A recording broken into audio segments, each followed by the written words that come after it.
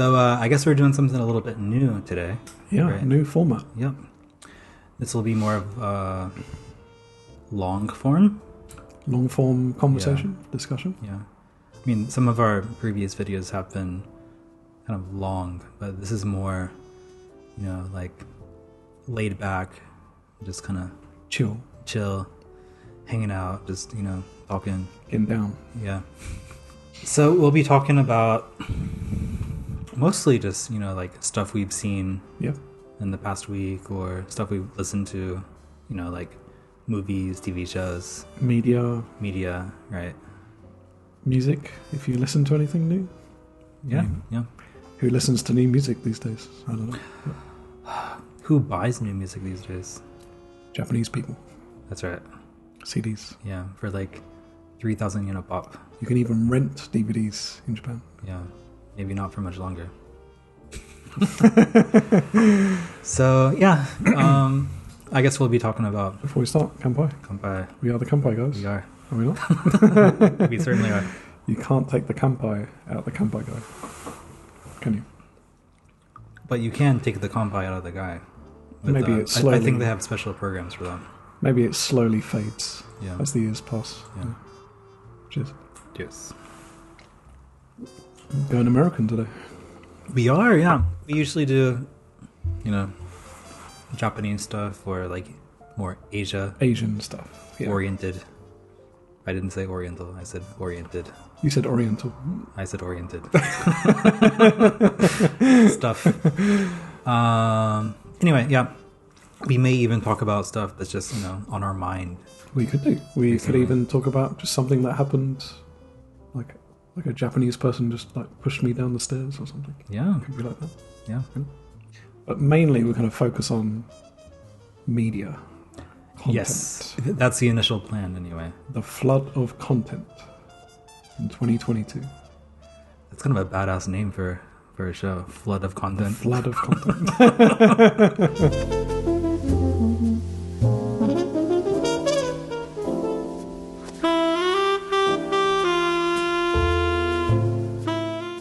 Kind of has like a 90s rock band vibe to it, like a perfect circle. New metal? Like 90s, that, like a prog. Just having that title. Okay. A flood of content. Oh, you mean like a song name? Like a song name they would have or something? A song name or like a band name. Even a band name, yeah. Really. A flood of content. Yeah. Well, I mean, that's what a lot of bands are these days, isn't it? I think that's what social media is, right? Indeed, yeah. So I guess for the time being, we have no official name, so... No, we're thinking of names, so how about Happy Hour? A flood of content? Yeah. That could be it. Could be. Kanpai Guys, a week in Kanpai. Who knows? A week in review. Classic. That must be the name of something. Yeah, someone's already used that. Sure. It's too good. It's too good. Yeah, I guess we're going to be releasing these every Sunday. And they're going to have kind of a longer format discussion. Yeah. So, of course, my principal content watching experience is movies. Yeah, I probably watch 5 to 8 movies a week. Like new things I haven't seen before. Really, I kind of went off TVs since it became so saturated with Netflix. Like, it's very hard to actually choose a TV show to watch, and I tend to get bored within like an episode or two, and then, change to another series. I'm kind of the same way. Like with TV shows, it feels like maybe one series comes out every couple of years that engages with me. Yeah, they're quite rare, right? The ones that truly engage with you. A lot of them are just, like background noise.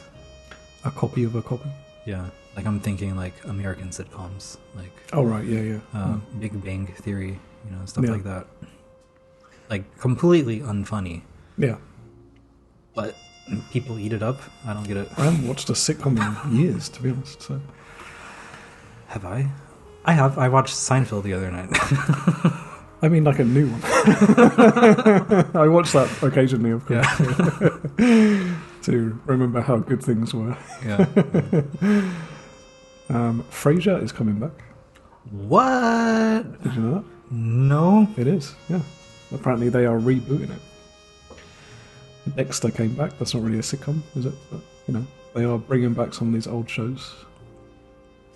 Curb Your Enthusiasm, still going strong, yeah. Always Sunny, I recently started watching again. That show is like, it's great and it's always been great. And yeah, I think it'll never die. It's like the zombie of TV shows. Yeah.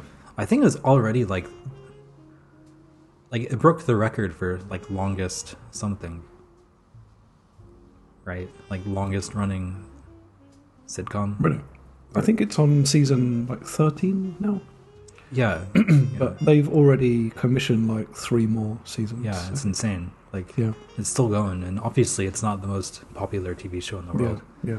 But I guess they have enough diehard fans that... Yeah, they recently started a podcast. So it's called the Always Sunny in Philadelphia podcast. If you're a fan of the show, check it out. It's like those podcasts where they talk about one episode a week and they're going through the whole series, but they don't really talk about the episode at all. They just talk about why one of them was late this morning, and then it just goes off on a tangent, and then they're like, "Yeah, this podcast's fucking shit." and they stop. That's awesome. Yeah, but it is very, very entertaining. It's kind of like watching the show a little bit, in a way. It's so random. Yeah. But every episode has something that happened to them in real life, so it kind of mirrors the show in a way. I don't know if they're in character or they're just as crazy as their characters, but in character on the podcast. I don't think they are. No. But they're certainly they're pushing their real life. They're exaggerating their real life characters. I'm sure it's their personality. I'm sure their personality is amplified, but I don't think it's being falsified. Yeah. At all. Yeah. But occasionally they talk about the show I still can't believe Danny DeVito joined our show. Yeah. That's pretty insane. Because he joined around season 3 or 4. Yeah, right? Yeah. Back when it was still quite minor. And they're once he joined, he became the show. Yeah. The show's 2 times better now he joined. I think it got popular after he joined. Yeah. That guy has some pretty good foresight. You know. So yeah, aside from sitcoms, I don't really watch a lot of Netflix originals or what would you say, cable dramas in America, the more serious shows. I know now Succession is a very popular show. Succession, hold on, I've heard of that before. I watched the first episode and really couldn't get into it, but a few other people have told me if you stick with it, you'll get into it. That if you stick with it is one of the lines a lot of people say about TV these days. Sometimes that's true. Yeah. You hear that all the time with anime, right? Right. They'll say, yeah, it starts off kind of boring or bland at first, but if you stick with it, after episode 10, it gets really good. If you get to episode 183, it gets good. Exactly, yeah. Yeah. Yeah, recent TV shows have mostly been Netflix stuff that I've enjoyed. Okay. Stranger Things, not super recent, but within the past 10 years. I guess it's kind of dictated by what streaming platforms you actually subscribe to, right? That's gonna dictate what shows you watch. Yeah, everything is so divided these days. Yeah. Also, Umbrella Academy is really good. Umbrella Academy. Have you seen that? I've not. Do you know what it is? I don't. It's good. It is originally a comic written by Gerard Way from My Chemical Romance. Okay. He started the comic series back in 2006, I think.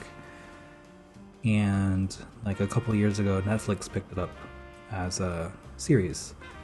It has, I think probably the most famous person in it is Elliot Page.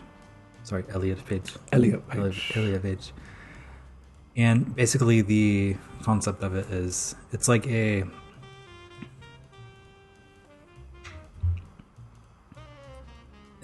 family of adopted children that all have like superhuman powers, and their father is like this extremely rich, eccentric like millionaire, and they all live in a mansion together, like in like New York or something like that. So it kind of has like a boarding school feel. X-Men kind of like X-Men, but more less superhero-y and more kind of focusing on like family drama. Okay. And then there's a talking monkey too. Always need a talking monkey. Yeah. It's good show. Okay. So how many seasons has it been going? 2 seasons are out now, and season 3 will come out this year. Other than that, like Breaking Bad came out like what, 2008? That one finished a while ago, didn't it? Yeah. Sopranos, yeah. Still watching that. Haven't seen it.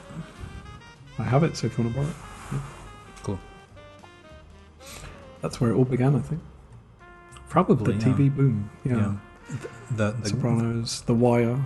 I think they call it the golden age of television. They do. I don't know if that's true, because like at that time there were really only like 2 or 3 fantastic shows, I would say, and like a lot of shows that kind of copied those shows. I think they call it that is because that's when TV really boomed. Yeah, but my favourite shows of that time were certainly Sopranos, Mad Men, Breaking Bad, The Wire I liked. Yeah, I've heard excellent things about The Wire. Yep. Yep. That one actually only ran, I think, 5 seasons, so you can probably knock it down pretty quick if you watch that one. What's interesting about that show is every season like focuses on a different part of the town. So one season is about the media, newspapers, another is about the Docklands, another is about politicians. So they look at each like area of the city, but it's all like tied together with surveillance and crime in the city. Isn't that kind of similar to how the show 24? It's very different from 24. Really? Yeah. I haven't seen 24, but I know the concept of it. It's like the whole series is like in the confines of 24 hours, right? One season is 24 hours, so one episode is an hour of real time. 24 episodes per season. Okay. But that one's more to do with like terrorism, and that one's more like cartoony. It's not like based in reality. I gotcha. You know? The concept of that show was like every episode had to end on a cliffhanger, like every episode, to get you to watch the next one. That's how they could be coming back. Yeah, but at the time the concept it kind of worked. It was quite innovative. You know, it's happening in exact real time. So think like logistically to film that. You know, in a series, in an episode, you're always jumping forward in time, right? So to link all the scenes together like they're happening in exact real time was quite logistically impressive. And that ran for many seasons. Yeah. Jack Bauer. Wait, what is that? Jack Bauer? That's the main character in 24. Keith Sullivan. I'm thinking of the Amazon show Jack Ryan with the dude from The Office. That's the Tom Clancy thing, isn't it? Yeah. I haven't seen it, but I have zero interest. Should we get into anything we watched this week? Yeah. So I've consumed several pieces of media. A flood of content? Yeah, I've had my own personal flood of content this week. Who should go first? Me? You sure? Yeah. Go over. All right. So, I watched 2 movies in the past week. One of which was a movie called Downsizing. Downsizing. Have you heard or seen that movie? Give me a slight rundown of it. Downsizing. It stars. Let me pull it up. I have it here. I'm going to guess, is it a comedy? Yes and no. It sounds like too serious a title to not be a comedy. So Downsizing. It's starring Matt Damon. Okay. Okay. And it also features Christoph Waltz. Okay. Yep. Okay. Christoph Waltz. Yep. Kristen Wiig. Yep. Okay. And basically, the whole concept of the movie Downsizing is like it takes place in a reality where scientists have figured out how to shrink people. Honey, I Shrunk the Kids? Like that. Like to about this size or so. Sillier than that or more serious than that? It's weird. It takes itself pretty seriously, but also you could argue it's like a kind of like a straight-faced comedy. It's not like slapstick comedy or anything like that. It's not Adam Sandler comedy. It's more like... That's a relief. It's not Adam Sandler comedy. Right? It's more like the comedy is in the dialogue or the ridiculousness of some of the situations. So basically the movie takes place in this world where downsizing, as they call it, like shrinking people, has become like commonplace to the point where people are choosing to do it for various reasons. One reason being that being, this size, you have less of an impact on the environment. So people are doing it to go green. And people are doing it because the amount of resources you need to survive is much, much, much, much less than it would be if you were like regular human size. So people who have like, an average salary or like an average savings as a like big person, once they're shrunken down, they're like the equivalent of like a millionaire. Okay, downsizing. Yeah. So basically the movie follows Matt Damon and his wife, Kristen Wiig, where they decide to, after, talking with friends who have done the downsizing. You've downsized. Yeah. That's weird because they have scenes where like they're like at a house party, like they have friends over, like Matt Damon and like his wife. And his friend who has downsized is like just sitting on the table, like next to like a... Okay, so they're still full size and yeah, they've invited downsized people. So yeah. How did they avoid just like randomly like killing them, like stepping on them? Because they're carried in like a little box with a handle. Yeah, so I feel like you're just not downsizing from being a human at that point, like, right? Just yeah. So Matt Damon like has his friends over, and one of them has downsized, and they're just like having a chat like over a beer like this. His friend is just sitting on the kitchen counter, like next to like a box of Ritz crackers. Was a megaphone or something? Like, how's he gonna hear him? I think he's just like shouting really loud, and Matt Damon's like kind of like... Sounds kind of stressful, doesn't it? Yeah. To like shout all the time. Yeah. It'd be so selfish, Matt Damon, Downsized too. So his friend was explaining like, yeah, we've been downsized, and yeah, we moved into like a downsized community. Like, in reality it would be like a little area of like dollhouse sized, houses, and We've been downsized, or they chose to downsize? They chose to downsize. They chose to downsize, yeah. Okay. In the movie they kind of like frame it as like the same as... It's just a choice, right? People moving into like a retirement community, like, oh, they moved to Florida and retired in a nice community. Oh, they got tiny and downsized, and now they live in a little miniature house. It's like that. Okay. So, like after like kind of getting inspired from his friends, Matt Damon and his wife decide to go through the downsizing transition and move into the downsized community. Is this a spoiler? Spoiler alert? No, that's just the start of the movie. It's the beginning of the movie. Yeah. Okay. So Matt Damon's like small for most of the movie. Yeah. All right. So the main chunk of the movie follows basically Matt Damon and his like life as a tiny person, and like all the like weirdness that happens as a small person. It's a very weird movie. So it kind of is like Honey, I Shrunk the Kids in a way. Yeah, one of the reviews I said was, one of the reviews I saw for it said, it's like Honey, I Shrunk the Kids, but for adults. Okay. Overall, the movie was very quirky, and it takes itself kind of seriously. It does sound very quirky, yeah. Yeah. Who's the director, do you know? Did he do anything else? The director is... I have it here. Alexander Payne. Okay, Alexander Payne, yeah. Yeah, he did The Descendants with George Clooney. Did he not also do Sideways? I think the road trip movie? I think so. Yeah, he did Sideways. Sideways, Nebraska? Yeah, Nebraska as well. Damn, you know your stuff. Yep, so this was his movie after Nebraska in 2017. Because he hasn't made anything for a while. Oh, this is an older movie. This movie, Downsizing. 2017. Oh, okay. Yeah. Yeah. That's why I forgot about it. I probably saw like a poster in 2017. Haven't thought about it since. Yeah. It's just a plain white poster, right, with a tiny Matt Damon on it. I liked Sideways. I kind of liked Nebraska too. I haven't seen any of his other movies.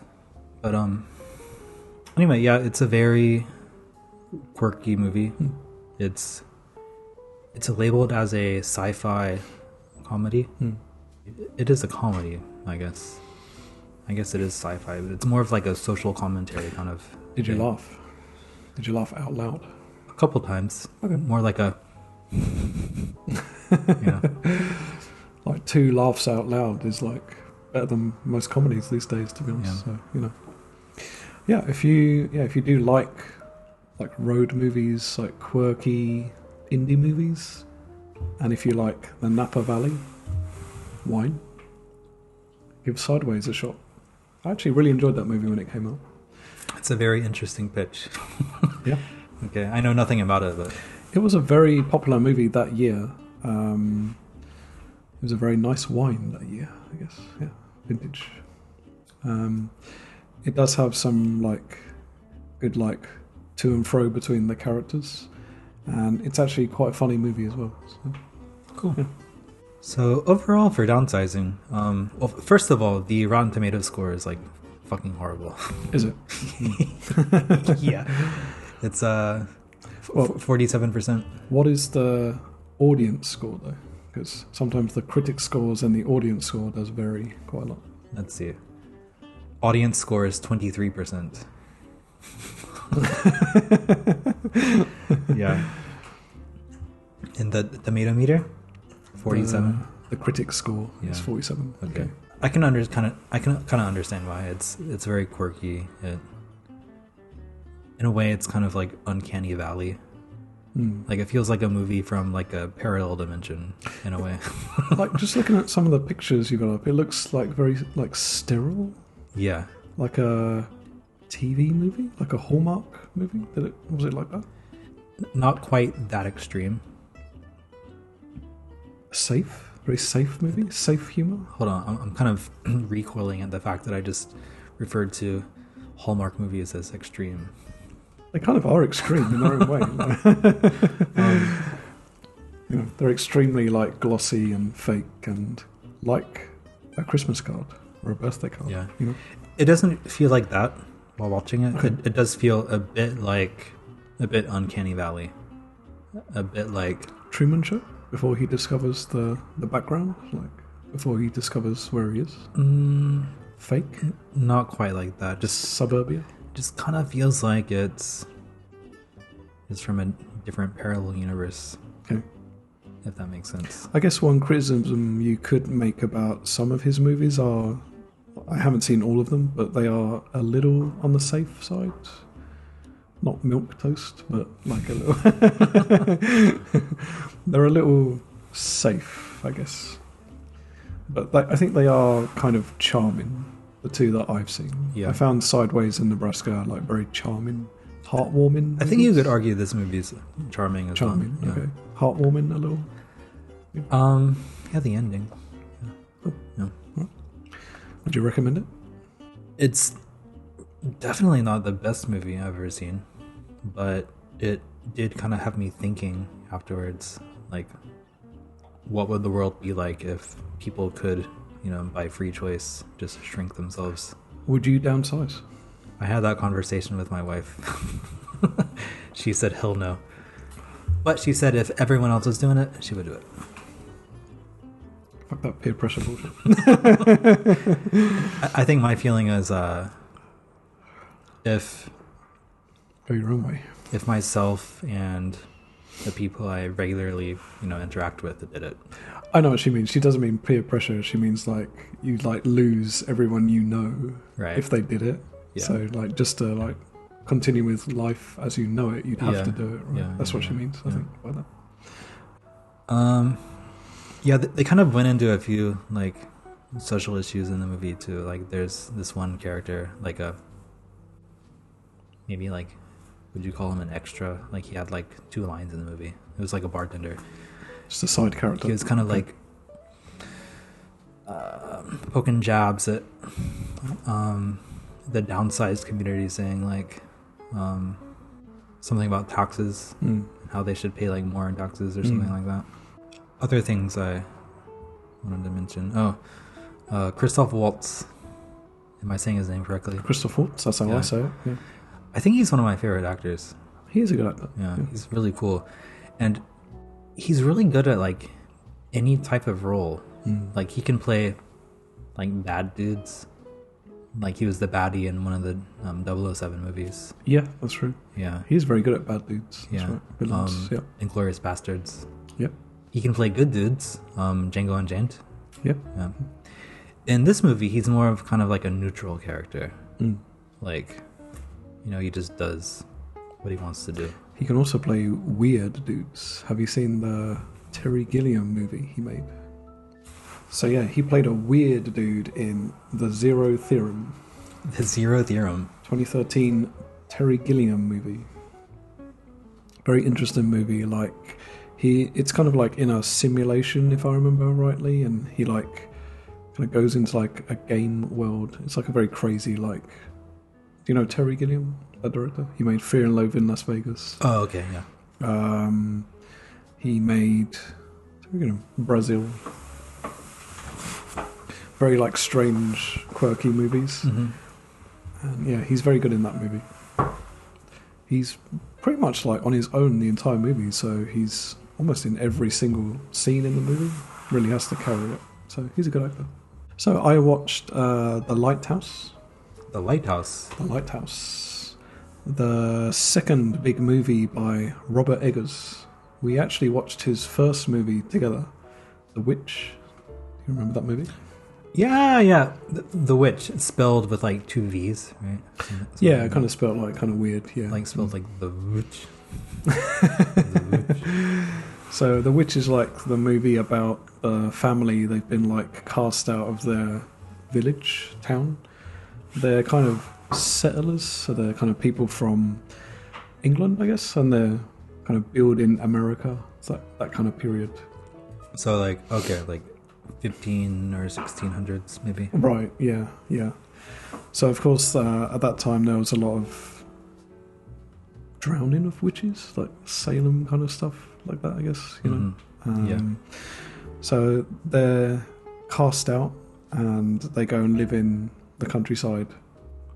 They tried to set up like a new farm or new town. Their son disappears and they kind of deal with the trauma. Is there witchcraft going on? Very interesting movie, right? Very slow paced, and the director obviously did a lot of research into accents, dialects at that time. Could you follow the English in that movie? Or occasionally it was a little difficult to... In The Witch? Yeah. I know some people have a problem with the English, especially in America. They have very very British kind of Yorkshire accents, I think. I could follow it fine, but it was very strong. Yeah. It was a very strong accent from everyone in the movie. Honestly, I thought that was kind of one of the strong points of the movie. Yeah, I think so. Yeah, definitely. Yeah, obviously the director does a lot of research into the history the places he directs in. The new one, The Lighthouse, basically is about just two characters. Robert Pattinson, Sparkly Vampire. Ah. The Batman. The Batman. And Willem Dafoe. Whoa! Willem Dafoe. Damn. Just like living together on a lighthouse. sounds like a fan fiction from like LiveJournal or something. It's a very unique film. It's filmed in 4:3, not widescreen. Like kind of the old aspect ratio. The plot involves basically Willem Dafoe is a wiki. Do you know what a wiki is? A wiki? I don't know if this is a word he made up or it's a real word. If we're talking about... This movie is set in the past as well, not modern times. Okay. I know the modern term wiki, like for like internet like databases. This movie is set like 200 years ago, I think, something like that. I know the modern term wiki comes from like Hawaiian, like the Hawaiian language. Okay. But I don't see how that would connect with, like I'm assuming like East Coast colonial America, right? This is a North American setting. Yeah, right? yeah. Okay. I think so. They don't really mention the location because the movie is actually set on a very tiny island way offshore. It's so tiny there's only just one house with a lighthouse on the island. There's nothing. Talk about suffocating. So Willem Dafoe says Wiki is a lighthouse keeper, someone whose job it is to protect, maintain lighthouses from the elements. Mm-hmm. Robert Pattinson is doing this for the first time. He says that he was in timber before. In timber, so chopping down trees, something like that. He basically says that Robert Pattinson's character says that he looks for the hardest physical work to earn money. He's constantly changing jobs, like to find his like ultimate job. And he finds out that if you become a lighthouse keeper, the more remote, the more offshore it is, the more money you can earn. So he chooses like the most extreme offshore island, and that's the one Willem Dafoe is looking after. It kind of reminds me of like in America, some people will choose to like go work on like fishing vessels in Alaska, right? Yeah, for like months on end because the pay is so good. I guess a modern equivalent could be like oil rigs as well, like really offshore oil rigs or something like that. Yeah. In this movie, there's a big storm, so you can like see how severe the conditions are. It has kind of a lot of, what would you say, like seaman lore kind of stuff like that. It's a very like manly movie. I gotcha. A lot of heavy drinking. Robert Pattinson is basically smoking the entire time. Like he's never not with a cigarette. They have big beards. They have like Willem Dafoe has like wild, sea-swept hair. Like it looks like he's lived on the ocean for like 60 years or something. For William Dafoe, I think that is it sounds like a natural role for him. Yeah. For Robert Pattinson, it sounds more like he's trying desperately to get away from the sparkly vampire image. Just do something serious, I guess. Yeah. But actually, to be honest, watching Robert Pattinson in this movie, his performance is really good, really good. Honestly, I thought he was good in what did I see him in? In Tenet. Tenet, yeah. Yeah, he was good in that. Indecipherable. What? Indecipherable. Like, what's he talking about? Who knows? Yeah, in this movie, like his facial expressions, it's almost kind of like a stage play movie in a way. It feels almost like you're watching the theatre. Because there are only two characters, the sets are so limited. They're always just in the room, drinking, eating. Honestly, maintenance. I tend to prefer movies that have a very limited cast and limited locations. Yeah. Because it kind of forces, the story to go more in depth in either the setting or the characters, right? Yeah, certainly this one, both are very important to the movie. The film's shot in like very stark black and white, high contrast, stark black and white. So it's a black and white movie. It's black and white and 4:3. Damn. So you really do see like the emotions, pain, the struggle of that life kind of on their faces, like written into the characters' faces.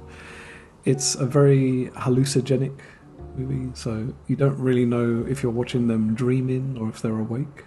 They kind of go in and out of dreams, but there are some very like strong hallucinatory scenes in the movie. The movie basically goes completely fucking crazy when Robert Pattinson decides that he's going to start drinking. So up to this point, like they arrive, Willem Dafoe tries to toast. He's got like this bottle of clear alcohol. I don't know what it is, but you probably shouldn't drink it. Yeah. They got like these tin cups. If it's an alcohol that a seaman has, then you should be careful. Willem Dafoe's like, aye aye sailor. And Robert Pattinson refuses the drink. Willem Dafoe gets angry. Robert Pattinson goes to the sink, pours it out, gets some like wretched tap water, and like kind of pukes all over the floor. Who do you think in general is more badass, a seaman or a mountain man?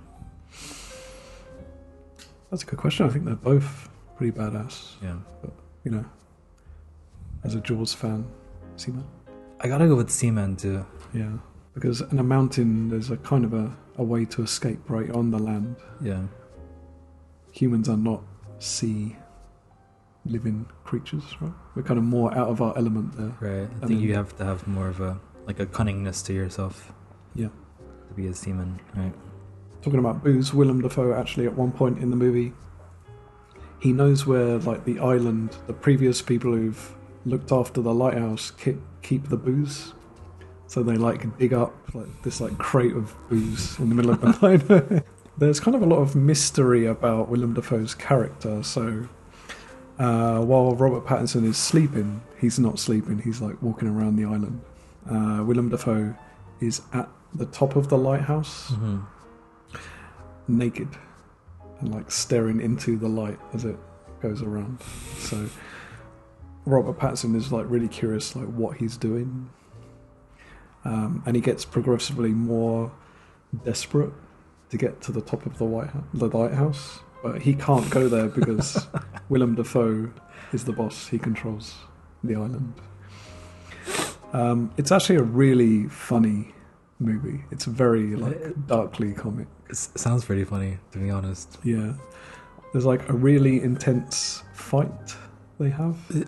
It's weird because the way you set it up, like I assumed it would be kind of like a drama, or maybe even like a horror movie. I would call it like a gothic black comedy horror. Yeah, movie, something like that.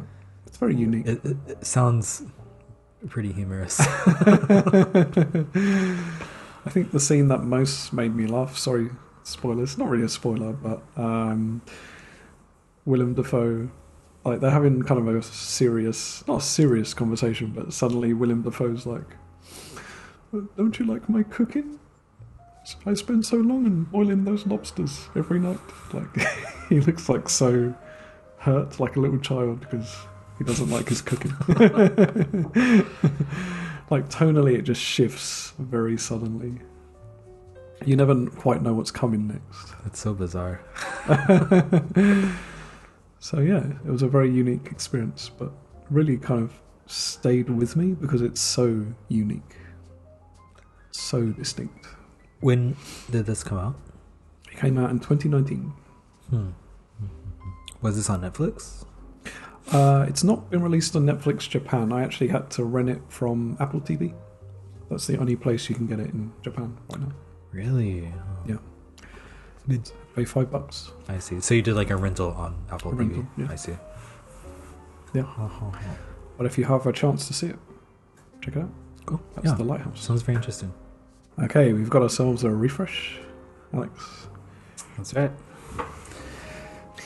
Let's see. What else did I watch? What else did you watch? I watched a movie on Netflix called Passengers. Passengers. Okay, Yeah. I've seen that. Oh, okay. Passengers came out in 2016. Jennifer Lawrence? Yep. And Jurassic Park guy. that's right. Jurassic World guy, sorry. What's his name? Chris Pratt. Chris Pratt? Guardians of the Galaxy?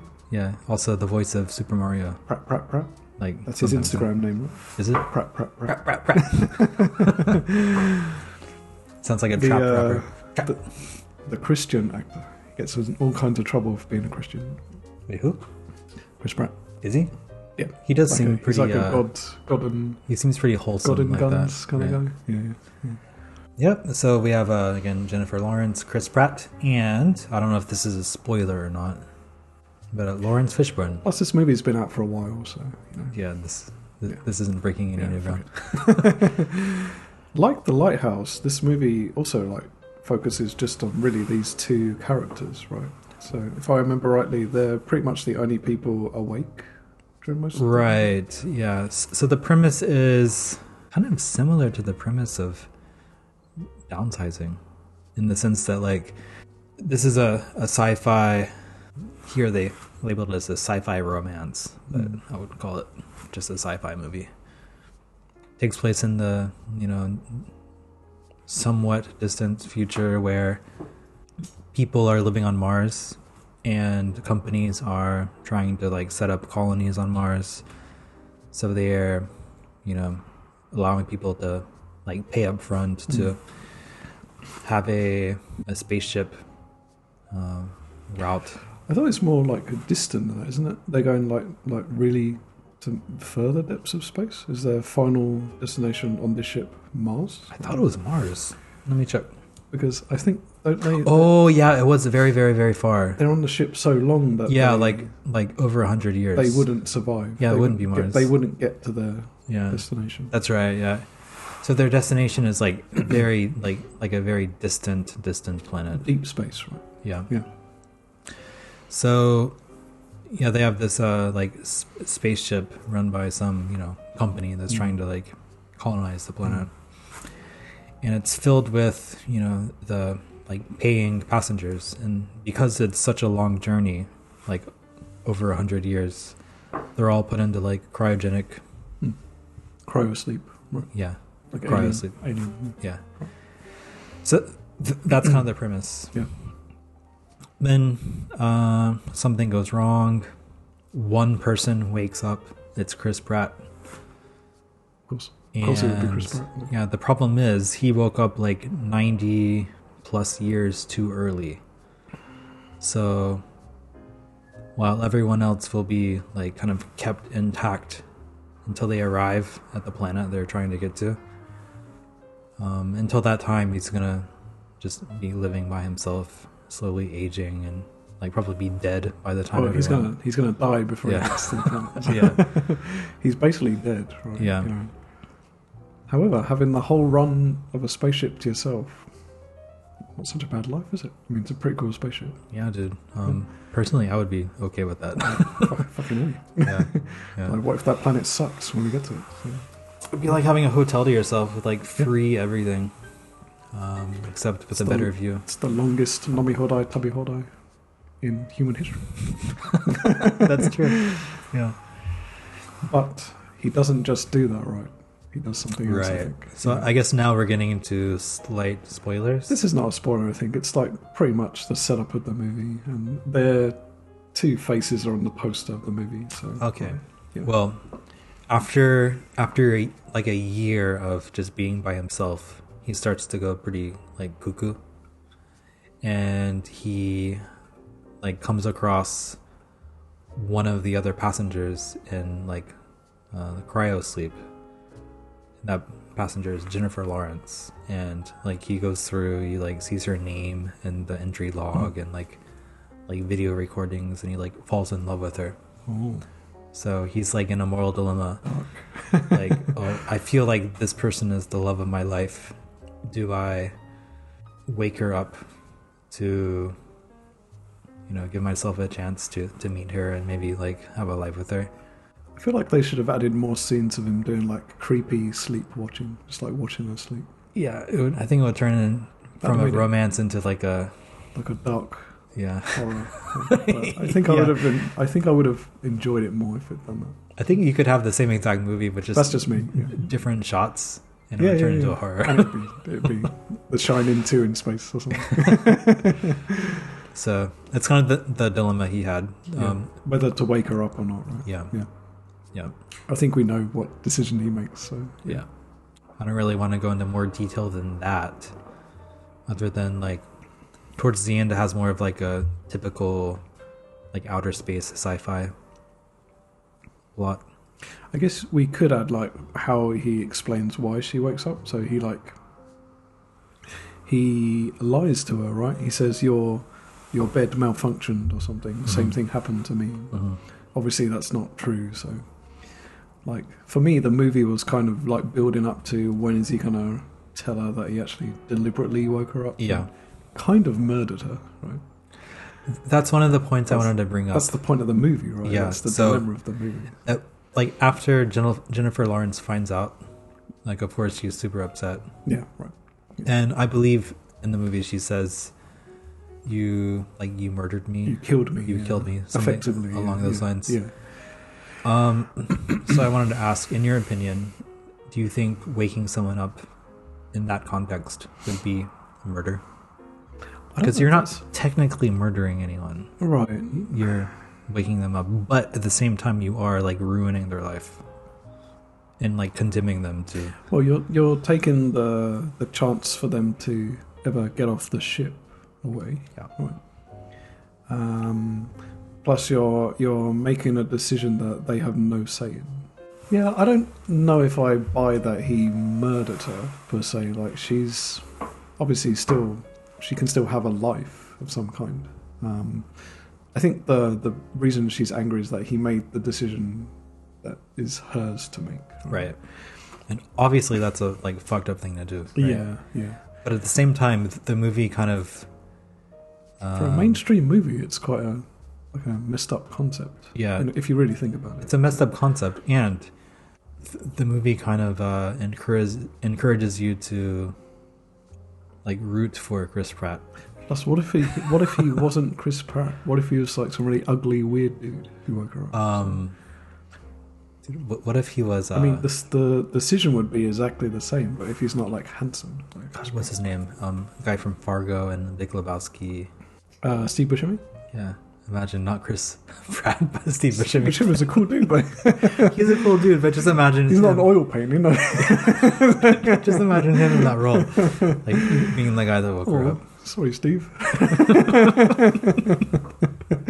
I still love it.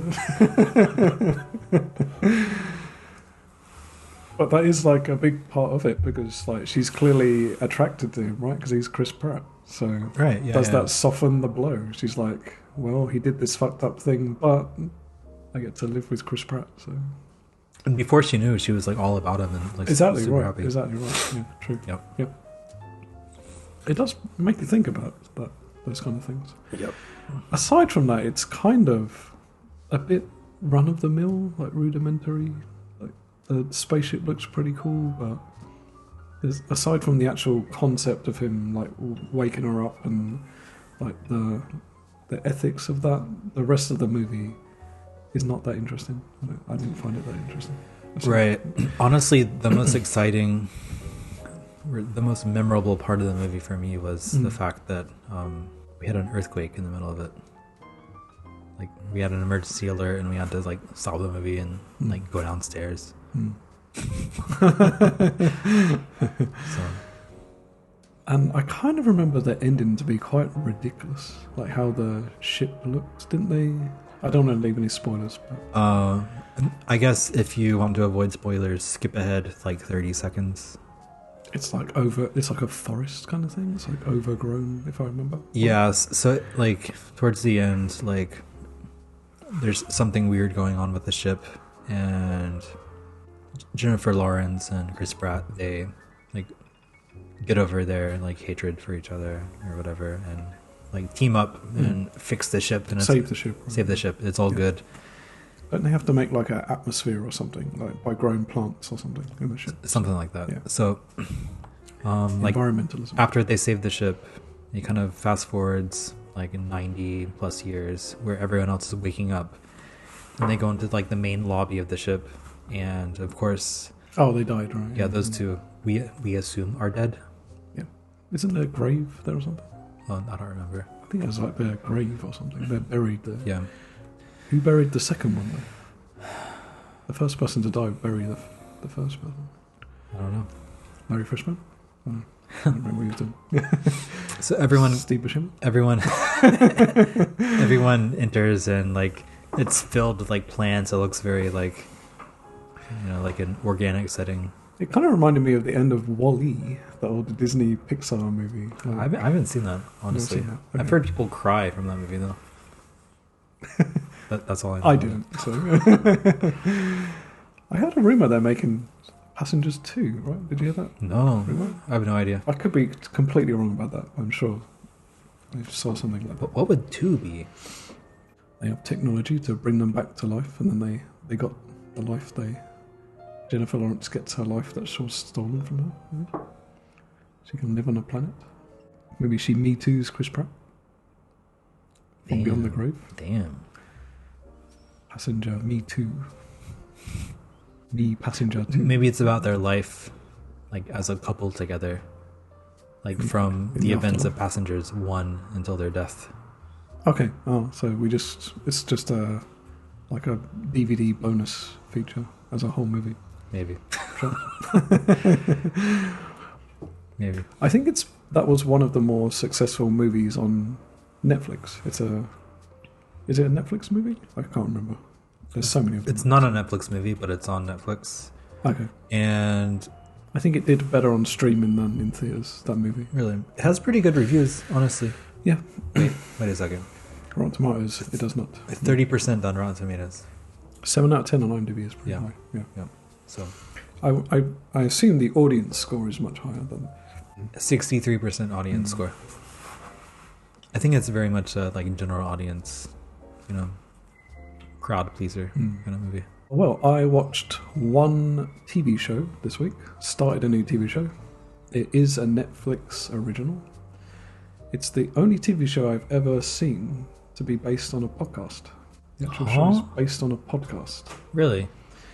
I believe it's on your watch list, Archive 81. Oh, yeah. Yeah, I put that on my watch list a few weeks ago. It looked very, very intriguing. It is very interesting, yeah. Did you watch all of it? I watched the first 2 episodes. Mm-hmm. Actually, I watched the second episode last night, so it's still a bit fresh in my mind. The first episode had more impact. So basically, the show is about a guy who restores old tapes and old film.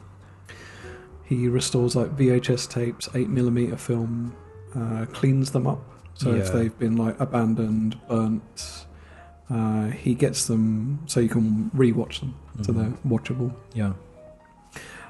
He has a very mysterious past, so it seems that his family died in a fire. He doesn't really know why, he just accepts that it was an accident. Obviously he's got a lot of like pain and trauma from that tragedy. And he gets hired by like a very suspicious, weird, like it kind of seems like an evil, like mega corporation to restore a set of tapes that were destroyed in a fire.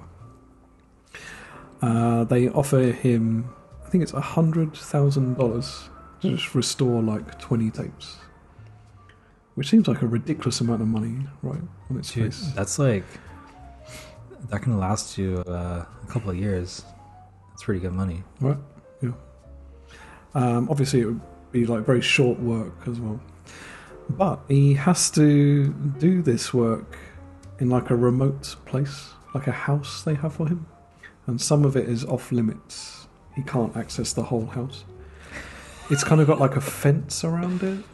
Okay. I can see how they're setting this up. But he's like allowed to leave. He can like leave and go to the next town. But they tell him the next town is like 14 miles away. He has no car as well.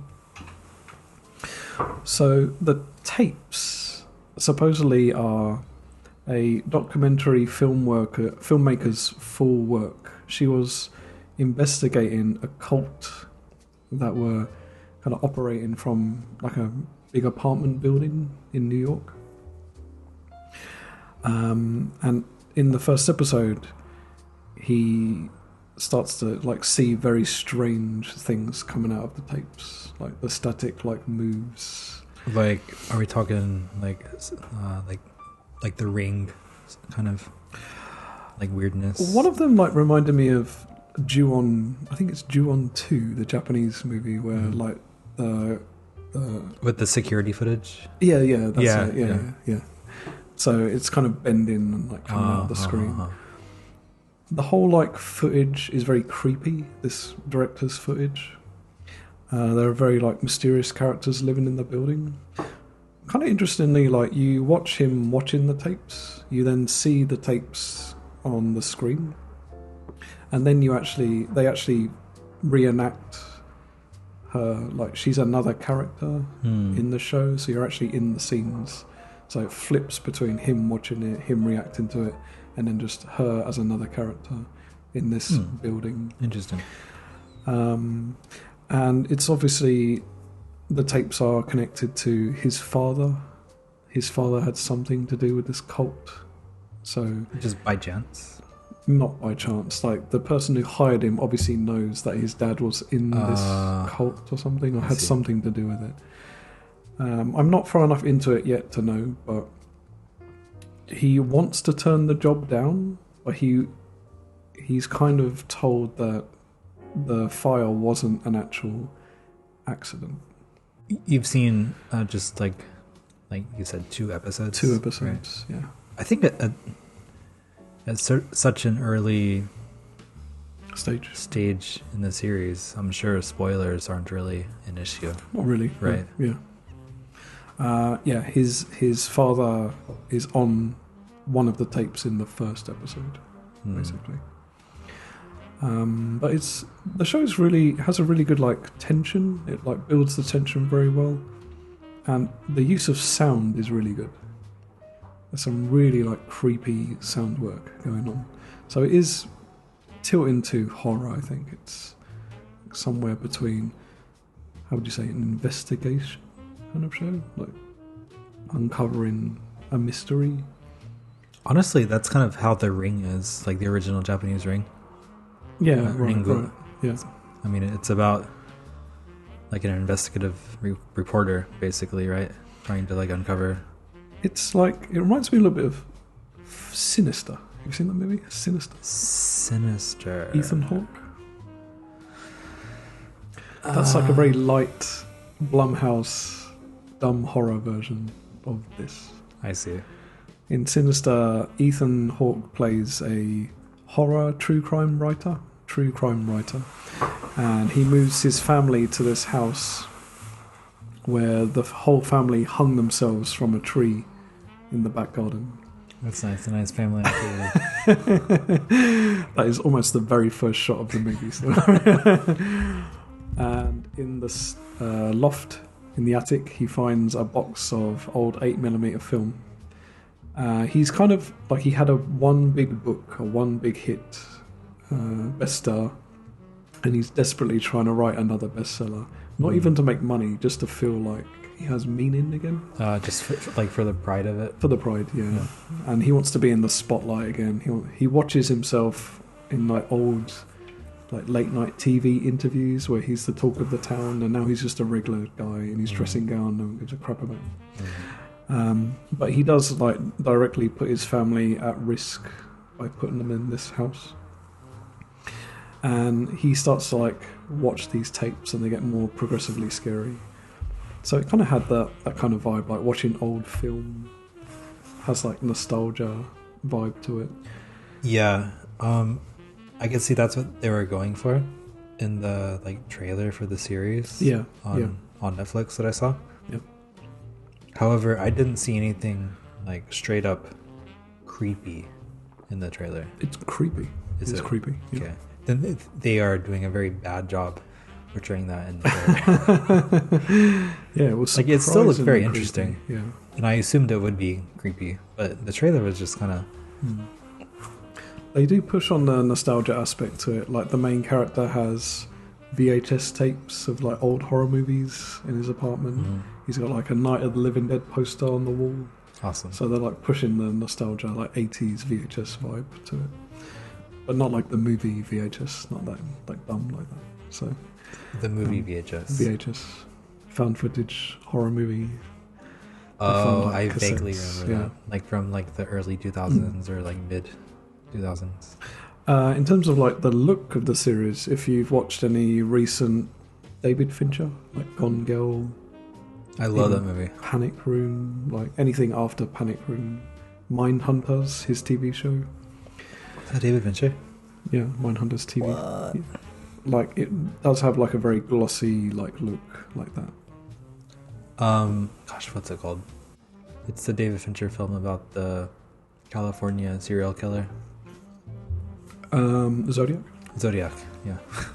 Zodiac. Was that after Panic Room? That was before, maybe? I'm not sure. Zodiac was like...